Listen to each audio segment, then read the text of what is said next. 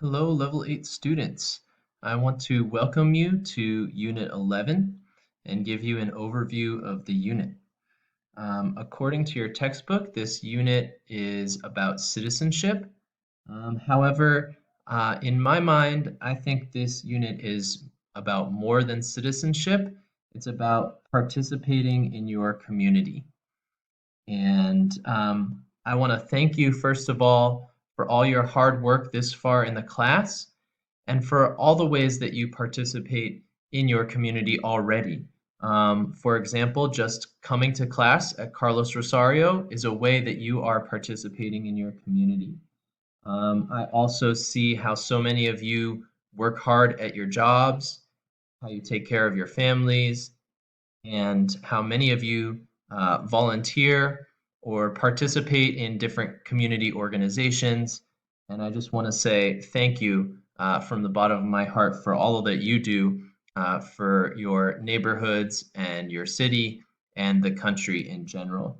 And really, all of that spreads out into the world. So, if you are interested in becoming a citizen, I want to make sure you know that we have a citizenship class at Carlos Rosario. You can find more information about it here at carlosrosario.org in the class offerings section. And we are going to focus on this unit according to our syllabus for the next 4 weeks. So from November 9th to December 4th. And we are going to focus on some particular lessons within this unit that might actually be different from what's in the syllabus. So let me tell you about which lessons your teachers are planning to prepare and to teach for you. So we're actually going to start with lesson 4, which is a reading lesson about identifying workers' rights and the laws that protect them. You'll do this reading about a brief history of workers' rights to find more about the laws that protect workers in this country. Next, in lesson 5, we have a listening and speaking lesson where you'll describe how a bill becomes a law. A bill is like a proposed law, and we'll learn more about the process of how our laws are made. Lesson 6 is a grammar lesson using participial adjectives. So you'll notice here there are some examples. The students had a frustrating experience versus the frustrated students asked for help. So understanding the difference between these ing and ed adjectives and how to avoid some common mistakes there. The next lesson that we're going to focus on is lesson 7. Describe the organization of the U.S. government. So this is really important if you want to participate in government in any way. We want to understand the 3 branches of government. At the national level, we have the executive branch with the president, the legislative branch, which makes laws, that's the Congress, and then the judicial branch, which includes the courts.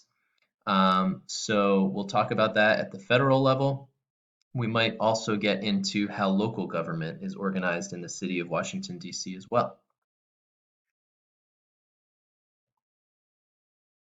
We're going to skip lesson 8 and focus on lesson 9. Don't worry, you're going to have lots of chances to work on your writing through the One World essay process. So we will be working on the concept of revising your writing, but not through this lesson, through your One World essay. And you can see in the syllabus that we have lots of plans for doing work each week on your One World essay, your claim, thinking about counterclaims, the other side of your argument, and researching your argument. So slowly we'll continue to go through the process of writing your argumentative essay based on research. Continuing with our textbook, you will have a writing lesson also about writing a formal email to an elected official to request a specific action. This is such an important way that you can participate in government, whether you are a citizen or not. Any resident can contact their elected officials and ask for some change in their city, neighborhood, or community. So whether that's thanking a city official for supporting adult education through schools like Carlos Rosario, or whether that's asking for more services in your community. There could be so many reasons to write to an elected official, and this should be really good practice that you can actually use in your life to contact people in your local government. Finally, we'll end the unit with this lesson about respecting individual differences. We've already talked this semester about respect, but we will continue to revisit that theme here and about what respect looks like in the workplace. So that is a brief overview of Unit 11 and what you can expect. I hope you're excited, and I'd like you to think about of those lessons that I just mentioned, which ones are you most excited about or interested in? So take some time to think, look at those units, and you'll be seeing them in the next 4 weeks in your course. Good luck.